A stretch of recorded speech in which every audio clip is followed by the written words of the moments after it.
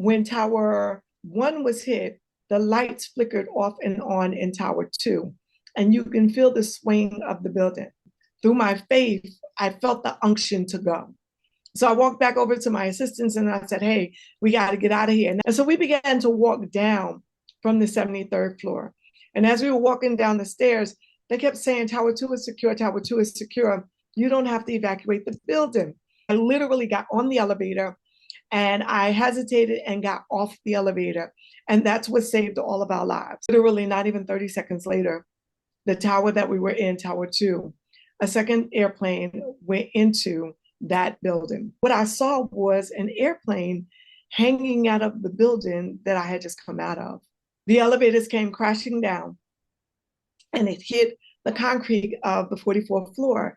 And so fire began to explode out of the elevators. You saw lives of people that you knew were destined to not survive.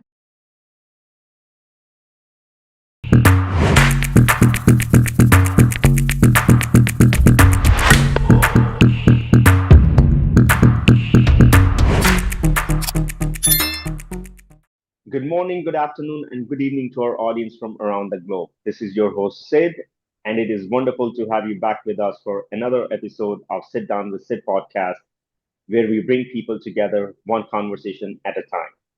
Today's conversation explores the intersection of survival and the long term work of rebuilding a life. We are here to examine how the human spirit endures not just the moment of crisis, but the years of recovery that follow. Joining us today is Dr. Nicole Simpson. On September 11, 2001, Dr. Nicole was on the 73rd floor of the South Tower when the world changed forever. Her journey from the wreckage of Ground Zero led her to become a renowned expert on financial trauma and resilience. A 35-year veteran of the securities industry, she's the author of several books, including Breaking Free from Financial Trauma and her first best-selling project, Dare to Dream.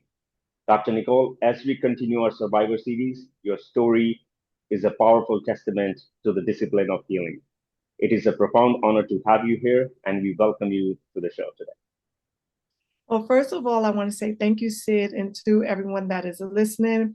It is my pleasure to be a guest on Sit Down with Sid. I think the work that you're doing is phenomenal, sharing stories. So thank you.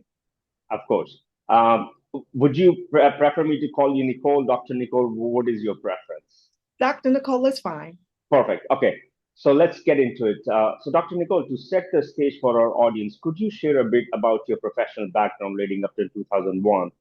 And take us back to that Tuesday morning. What was the energy like in the South Tower when the world changed? And what were your own goals and aspirations at that time? Okay, so to start off, believe it or not, I never envisioned myself being in the securities industry. And I started very, very early in age-wise. That's how I have 35 years in. But I had gone on a field trip in the fourth grade, and I went down to the stock market exchange, and I was able to see money exchanging and the movement, and it always stayed with me. So that when I had my first life hiccup, that turned out to be a blessing. I got pregnant on graduation night, and I blew a 4-year scholarship for the opportunity to go to college and law school, and I needed a job. And so in doing that, I had the opportunity to go into a school that I found out eventually dealt with the investment industry. And so I was privileged enough to have favor with the school, and I got my first job at Prudential Base. That was a very long time ago as a wire operator and a new accounts clerk. So I started in the administrative part of the industry. And my mentor at the time said, the moment you get your foot in the door, I think you have something that really will do well in this industry. So get your Series 7. And so that was the beginning of my journey. I was really taking the advice of my mentor, and I realized that I love what it is that I do. And that was from the investment perspective. So in the 90s, it was really about trading stocks and bonds. And so there was a level of excitement to that. But I got my one child, and then I wound up having another child, getting married and things of that nature. And I got to the place of recognizing that it's more than just investments. And so I began to explore what was at that time still an early indicator of where I thought the industry was going. And that was comprehensive financial planning. And so I received my CFP. That's where I began studying toward the late 90s, my apologies. And I began to study for my CFP, and I received it in the year of 2000. And so I'm like 25 plus years as a CFP practitioner, which deems or earmarks you as an expert. So when I am looking at where I'm standing on September 11, 2001, to me, it was, although I had a decade of foundation, this was a new way of expanding what I thought would be helping people to not only acquire, but to protect wealth. So some real comprehensive planning to help people build and have life be different. And so culturally, that is not widely at that time, widely recognized. And so I was at a major institution. At that time, I worked for Morgan Stanley. I had just transitioned. I was in a team, and we had moved from a regional firm to that particular firm. So on that morning, we were knee deep in really still getting situated because I had been there for about a year. And when Tower 1 was hit, which was the North Tower, I'm standing in Tower 2 in the middle of a meeting. I was talking to both my intern and my assistant because there were some changes that were getting ready to go on within the team scope. And so when Tower 1 was hit, the lights flickered off and on in Tower 2, and you can feel the swing of the building. And so initially, I didn't really do anything. As a matter of fact, I shared with my assistants that we weren't going to go anywhere.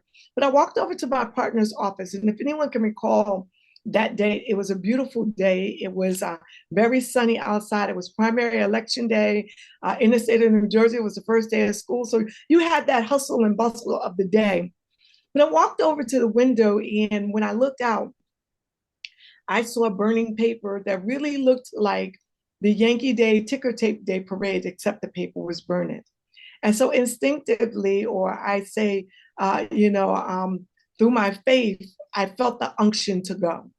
So I walked back over to my assistants and I said, hey, we got to get out of here. And I had just told them we weren't leaving. And I said, you can stay or you can leave, but I'm going. And so my two assistants, and then I walked to the front and I said to the receptionist that it's time for us to go. And so we began to walk down from the 73rd floor. And as we were walking down the stairs, they kept saying, Tower 2 is secure, Tower 2 is secure. You don't have to evacuate the building. And I began to believe in that. And so anyone that is familiar with the World Trade Center, I made it down to the 44th floor, which is generally the common walkway. And it allows you to go up or down. And so it was my intention to go back upstairs because Tower 2 was secure. We didn't have to evacuate the building. At least that's what they were saying. But I thank God for divine intervention because I literally got on the elevator and I hesitated and got off the elevator. And that's what saved all of our lives. Because when I got off, the elevator doors closed. And literally not even 30 seconds later, the tower that we were in, Tower 2, a second airplane went into that building. And so the elevators came crashing down and it hit the concrete of the 44th floor. And so fire began to explode out of the elevators, but the door that I was standing in front of did not open. And so here it is, I'm seeing people that are burnt alive, and I'm standing in front of an elevator that did not open. And that's what really saved my life. And so at that moment, I felt the unction to go. And so we began to walk down, and my associates and my assistants were with me.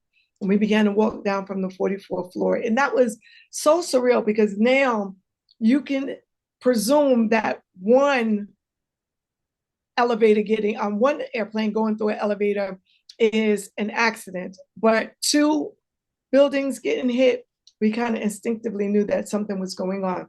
And so as we were walking down the stairs, the only indicator that was there, and I found this to be odd even 25 years later, as we acknowledged 25 years, the one thing that I found odd, as we were going down the stairs, police officers and firefighters were going up the stairs, but there was no chaos, there was no calamity. Um, and so when I got down to what is deemed the ground level, for me, it felt like it was freedom. But I thank God for the people that were there, first responders, because they wouldn't allow us to just go out the building.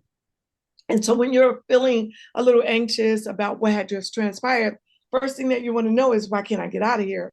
But if you stopped and just looked for a moment, you saw people that, were just, whether they had fallen or they were jumping, you saw them past the large windows that were on the ground level. And so they took us further into the building, where, if you know anything about New York City, you can get to shops, and then further down was the subway system. And so they allowed us to go through and then come out in a safe space, which was near 5 World Trade Center. So that's where the bookstore was, and the Krispy Kreme. And so you had those items, and we came up out of 5 World Trade Center. And as I came out, I remember walking and feeling, don't look back lest you should surely die. And so I'm a woman of faith. And so I always allow my faith to guide me. And I believe that that's what saved me on September 11th. And so when I got outside and finally felt the release to turn around, what I saw was an airplane hanging out of the building that I had just come out of. And it's probably one of the most surreal visions that one could ever see in their life. But if you kept looking, you saw lives of people that you knew were destined to not survive, because there was a plane and fire between them and the ground level. And so that experience stays with you. And it absolutely stayed with me and changed the course of my life forever. Wow. And did you, like you said, the cops and the firefighters were going up, they were calm. Did you see a lot of chaos in the moment, people screaming, running around, or was it like just lookers That was onlookers just looking? Yeah, that was the thing that was so surreal to me, because you would think that it was chaotic, but it was very orderly. And the only sense of us knowing that something had really transpired was because the police officers and the firefighters were going upstairs. There was no rioting. There was no, people who were trying to rush to get out. It was very orderly. And that exit out of the building always stays with me, because you would think when we look at large or mass destruction, to a degree, it's almost always saturated with chaos and calamity. But that was not my experience of that day. And I am grateful that I had the ability to not have to have another added layer of a traumatic experience trying to exit as well. Wow. And the second tower was hit, the south tower was hit the second, but it came down the first of both the It did. towers. So And when did we got, you, yeah, go ahead, I'm please.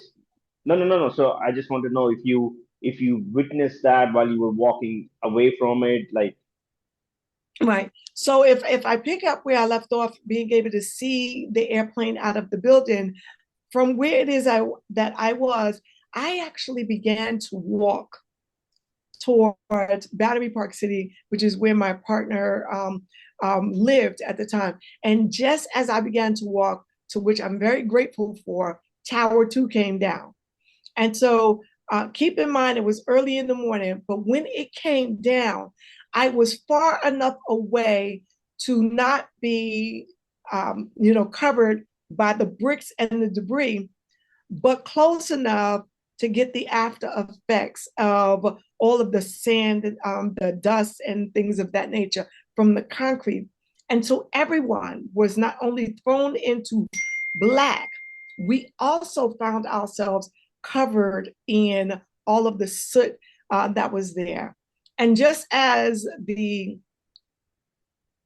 debris began to settle, where it began to clear out, where you began to see the sky again, then Tower 1 came collapsing down. And so it threw us back into the pitch dark. I walked over to Battery Park City, And the experience there is what changed the trajectory or the course of my vocational life at that time, because it was probably the first moment. I grew up impoverished, and so I had done well for myself. It was the first moment that the reality of the wealthy having a plan in place during unexpected and catastrophic moments, and those that didn't, that were struggling every day, it became starkly a stark contrast to what most people did to survive or get through that moment. Because at Battery Park City, which is a wealthy community, there was an evacuation plan. But I was at the World Trade Center, directly impacted, and there was no direction there. And that is really what has shaped and defined my life work, because what do you do if you're not wealthy? How do you overcome catastrophic and unanticipated experiences? 9/11 was a national catastrophe. Everyone was impacted. We were just coming out of, a recession because of the dot-com bust.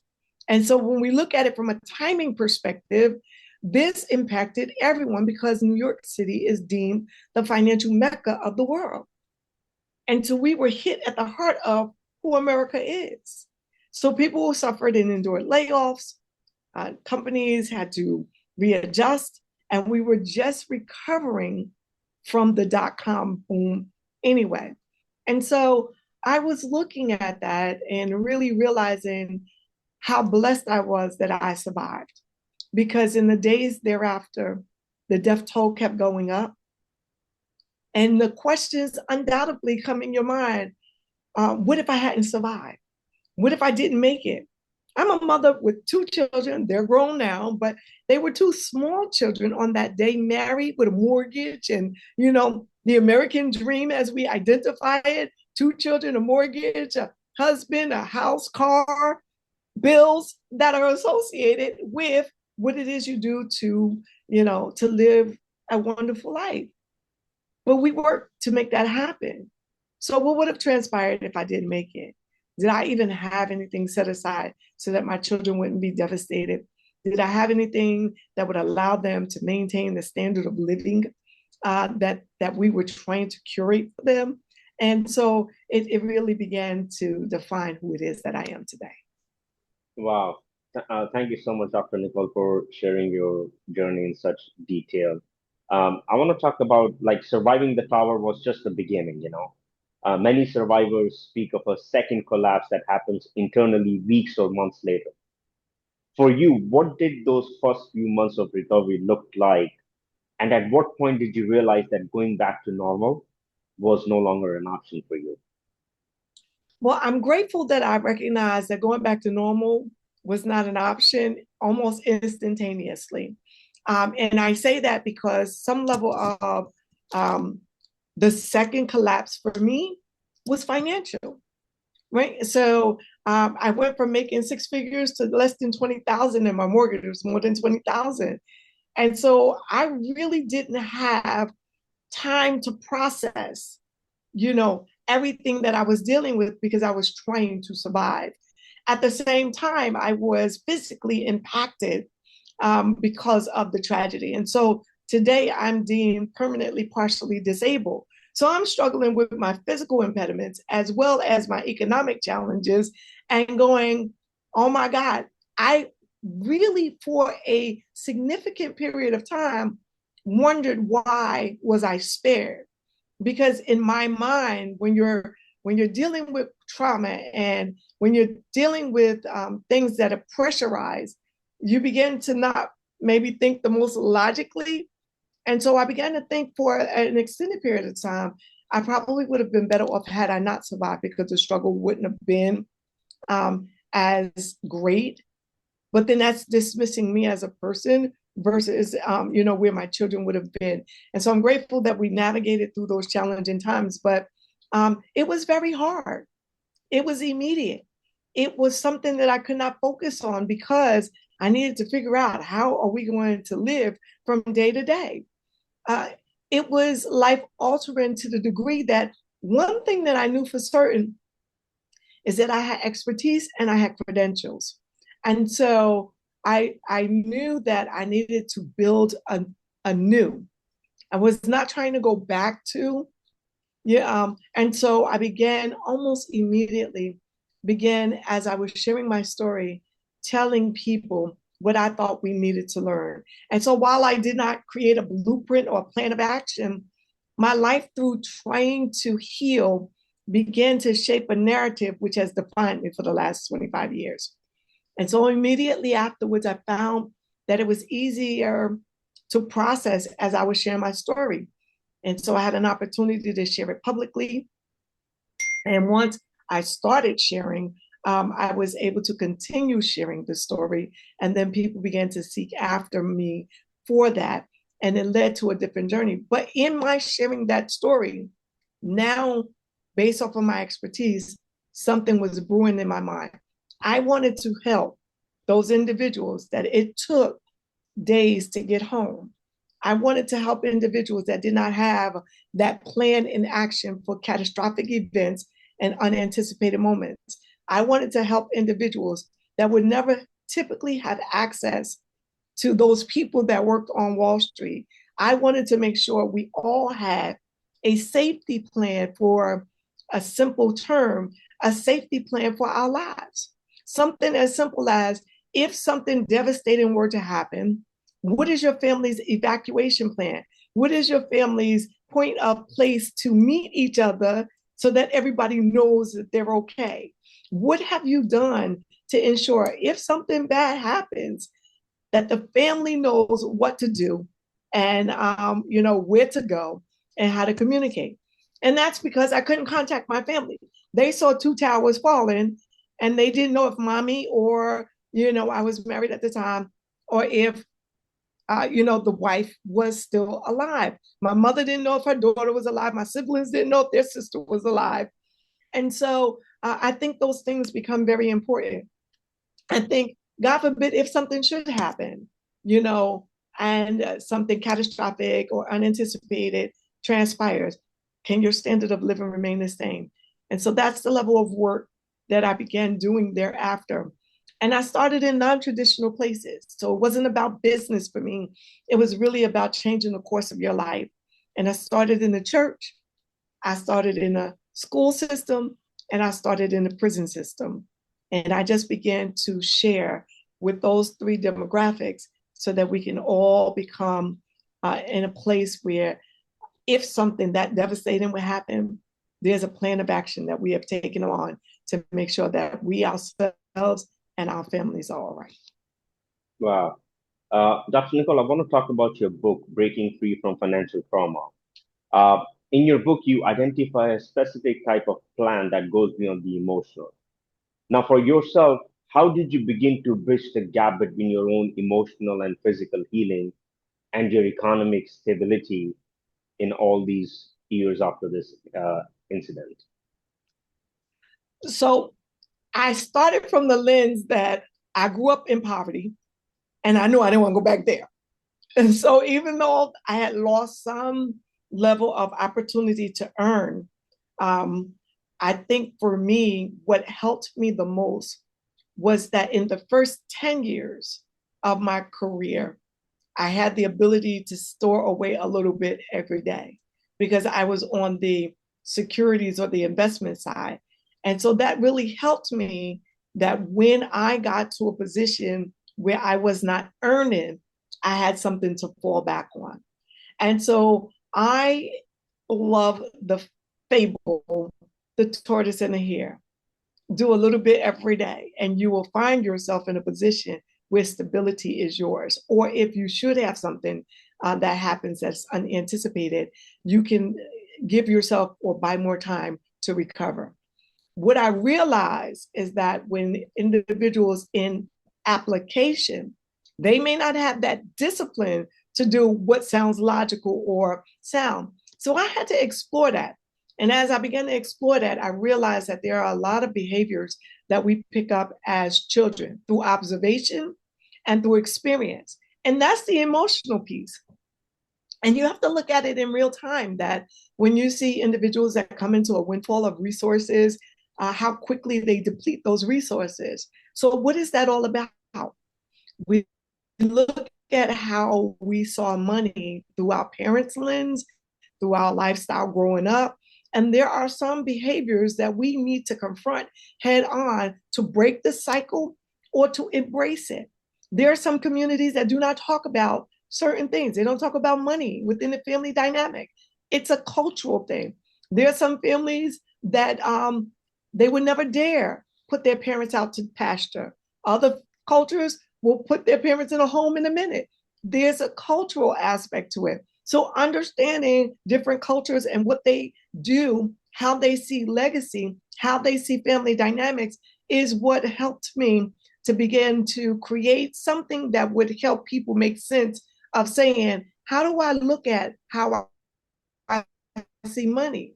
So exploring how I grew up, what bothers me, how I manage different resources will allow me to pinpoint or even guide other people to pinpoint it for themselves.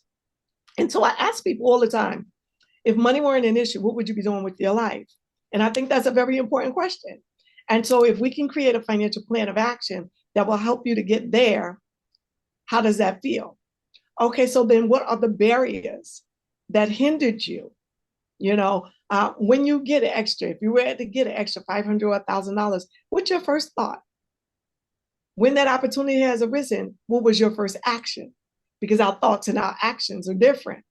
So as I begin to point out how we see money and how we begin to behave as it relates toward money, now we're addressing the emotional aspect of a thing. And once we can get to the root of an issue, I think any individual can create a pathway toward financial freedom. And I shouldn't say any, I mean every, because the hard work is the figuring out the emotional component and how I see the resource of money versus what I do with it. And so when I engage with people, I want to see what their greatest priority is. And is that priority so great that it overrides the discipline that you will have to exercise with your money to achieve that priority? And I think that that's a winning strategy for everyone, regardless of how it is that we've seen money in the past. We can change what it is that we see, or what it is that we thought, I should say. That's a great advice, actually. That last statement you just said. Uh, I know you have spoken a lot about the discipline aspect required to move past trauma. So, for yourself, what were some of the, say, non-negotiable habits or shifts in perspective that allowed you to stop being defined by September 11, 2001 and start being defined by your future? So I'm not really sure if I can honestly say I am not defined by September 11th still, because I do believe that many individuals that endure something that tragic, they may experience from time to time survivor's guilt. I will not allow it to hinder my ability to move forward in life, but it's still right there. This is year number 25. It stays there with you because you know. But I do think that in the way of defining that bigger why, well, why are you still here? Why are you one of the fortunate to not have lost your life? And I never recommend this to anyone, but I carried the weight of knowing that I didn't want my life to be in vain. So, what gifts and skill set that I have? What way can I serve? How can I ensure that those individuals that have come into my life thereafter, or our paths have crossed, that I have imparted something into their lives that says that they are better off from the moment that we have met moving forward? And so, when you live your life that way, I was very intentional about wanting to work in certain spaces to do that. And I did it through storytelling. I did it through getting some level of counseling and support systems. I did it through relying upon community. I did it through asking for accountability.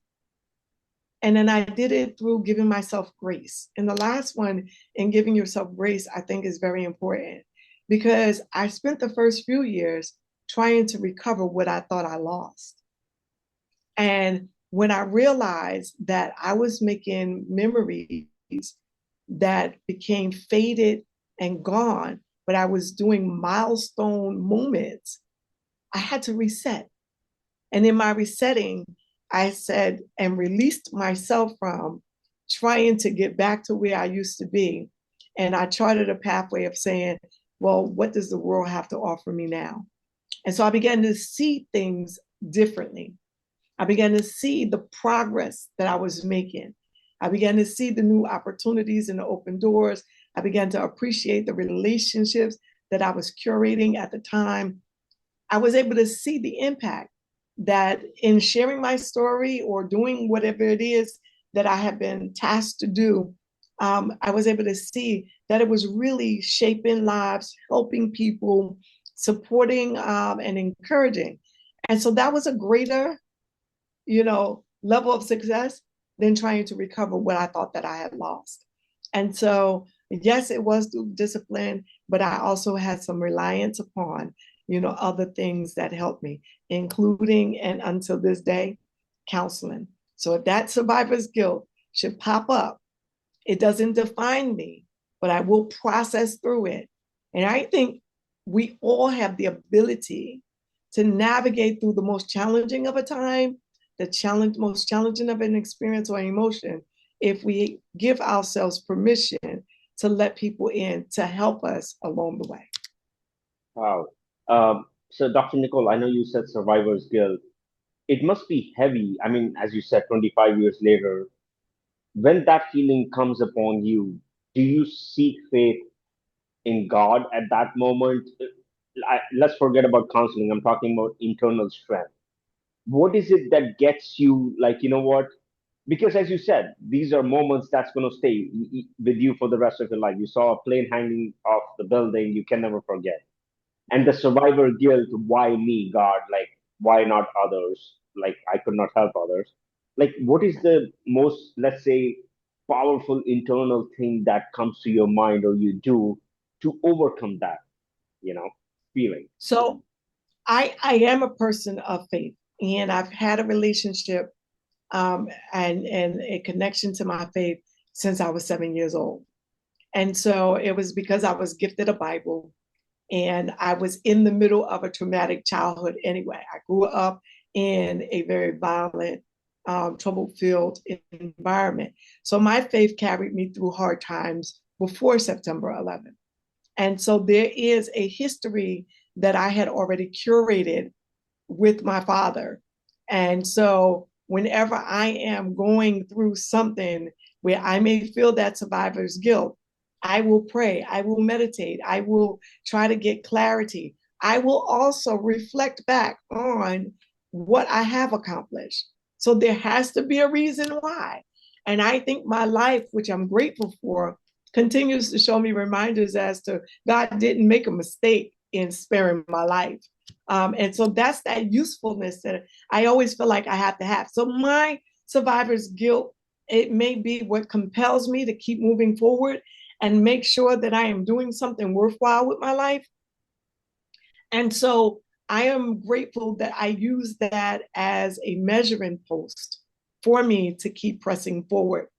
And so going internally and seeking guidance and direction and assurance within my faith narrative, and then saying, okay, well, you have the evidence as to why you're here. Because I will talk to myself in a minute, just to encourage myself. Then I'm able to say, well, you still have more to do. I keep a full calendar to this day, Sid, so that I always have a reason to live. Wow. And so I think that's important, right? Because you still have purpose. As long as we have breath in our lungs, we have a purpose on this earth, you know. And Dr. Benjamin Mays, I'm going to paraphrase it, but he said that every individual is tasked with a gift or an assignment to do. And if you don't do it, it will never get done. And so whatever it is that I'm supposed to do in my lifetime, I want to give it the best effort that I can to fulfill it, so that I can hear well done in the end of this journey called life. And, I don't want to be remembered as the woman who survived September 11th. You have two of the most powerful components in your life that keeps you moving forward is faith and your smile. And you carry it very well. And it comes off when you talk. I can feel it. And I'm so grateful for you to share your story with all of us. It definitely, as I said, a lot of depth in your conversation for people who can understand your mindset, so I appreciate that. Couple of things before we wrap this up is I want to talk about your major milestone, 35 years in the securities industry, a pro and expert. Now, looking back at the version of Nicole, who walked out of the debris on September 11, 2001, what is the most significant piece of wisdom regarding true security that you possess now, which you did not have back then? I think my reliance upon community is the most invaluable gift that one could have. One thing that I have learned over these last 25 years, and even though I've been in the industry for 35, that the relationships that I curate are the most precious and most powerful. They give you a greater level of wealth than dollars and cents could ever get you.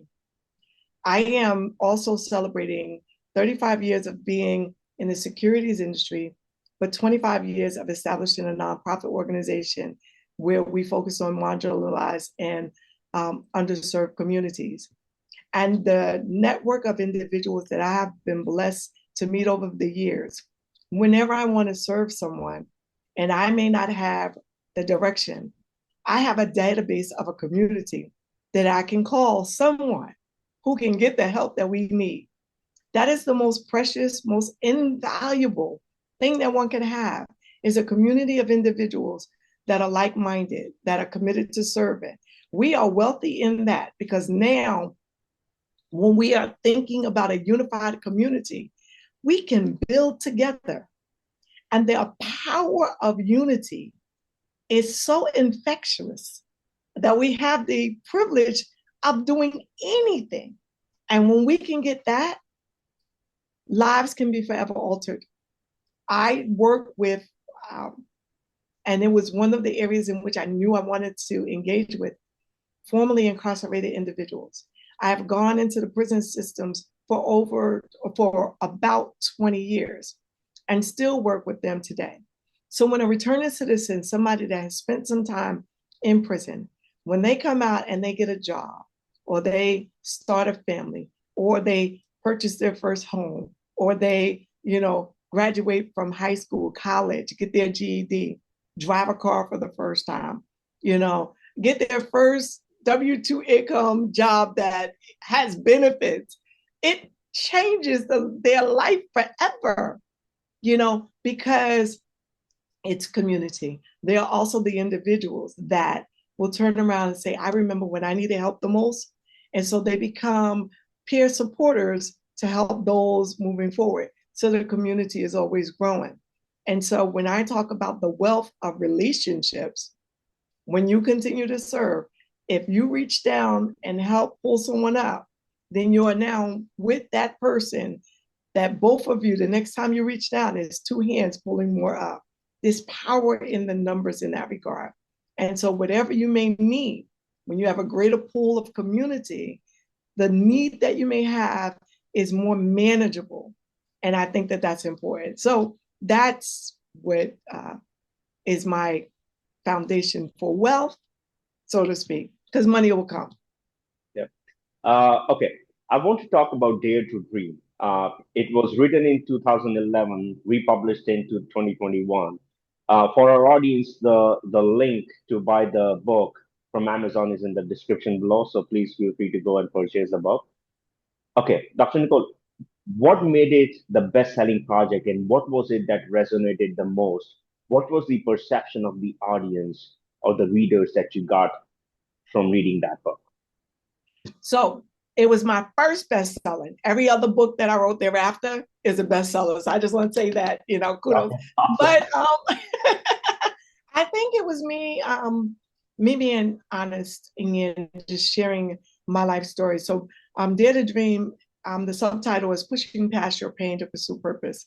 And so at that period of time when I wrote it, I was really reflective upon all of the trauma that I've endured. And much of what I've endured, one aspect could make or break a person.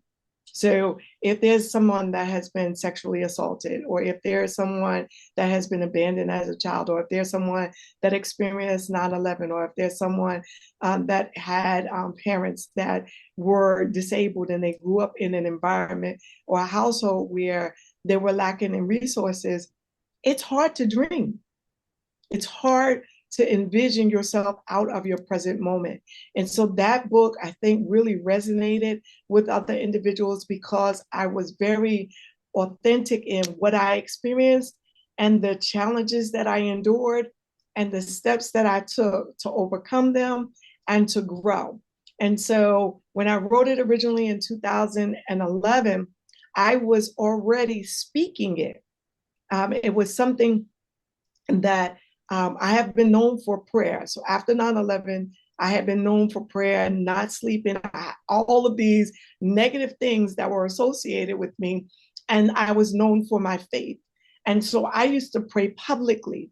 And I recall being in public prayer one day, and the words came out of my mouth, Nicole, your dreams don't impress me. Don't you know who I am? And so I knew that that was a divine message for me. And I began to recognize it was me, that if I can think it, if I could begin to work toward it, if I could discipline myself, I'm a very disciplined person, people. So I just, but if I could discipline myself and work on what I believe I was set here to do, then I would be able to achieve goals. And so in that book, I not only share my story, I give people the tools that I believe will be very helpful for them. And so I re-released it right at the heart of COVID. It was 10 years later, and I thought that it was a perfect opportunity that while people were stuck in homes, that they began to think about themselves, begin to dream about or envision where their life can be once we were able to go back outside again.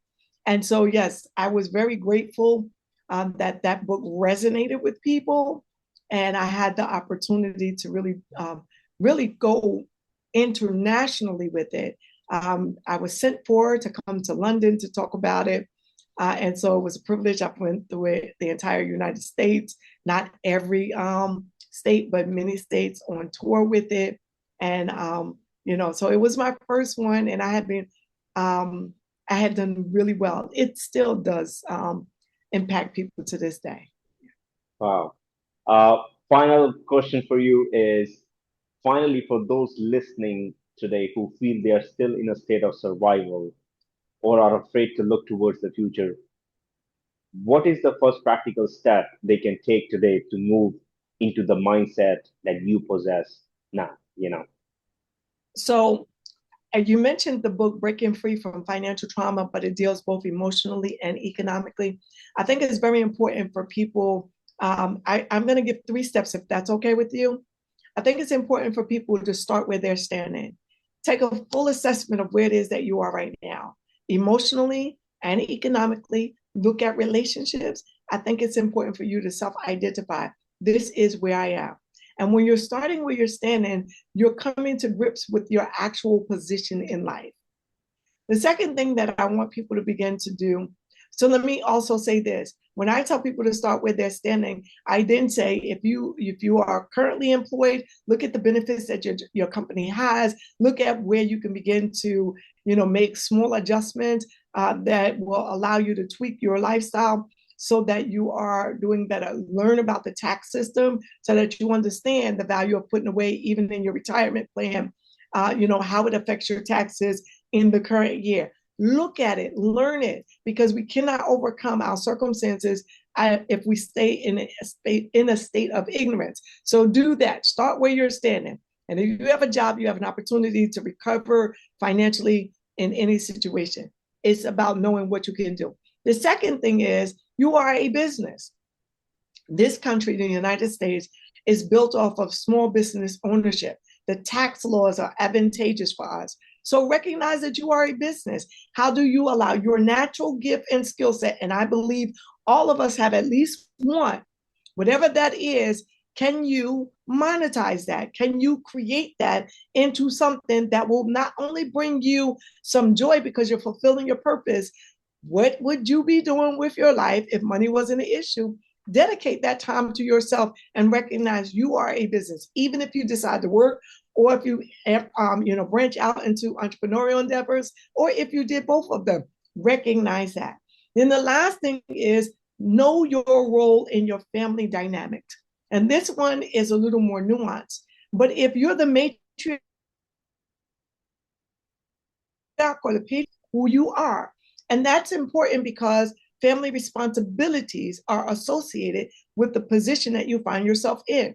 I'm a Generation Xer. So I may have, Generation Xers are in a position where they may be caregivers to their parents and they still have young children that are now starting to have children themselves. The millennials are giving birth to children themselves. And so if you're the de facto matriarch or you're the first generation wealth accumulator, you may be taking care of 3 different generations. Know where you stand in your family dynamics so that you can understand the role and the responsibility that may be directly or indirectly placed upon you. So that's what I would do today if I were trying to overcome emotionally and financially where it is I'm standing today. Wow, those were some great points. I listened to them very carefully, and I'm going to follow definitely those. Well, Dr. Nicole, I know you've been so busy, and I want to thank you very much for accepting the invite. And your journey from the 73rd floor to becoming a beacon of financial and emotional restoration is extraordinary. Uh, my message to the audience is if this conversation moved you, please share it. In the world of digital noise, your attention is what keeps the legacy of resilience alive. By listening, you ensure these oral histories remain a permanent resource for generations to come. Dr. Nicole, once again, thank you so much for your time and for sharing your unique perspective with us today. And it was wonderful to have you join us today. Thank you. Thank you. My Thank you. pleasure. Take care. Bye bye.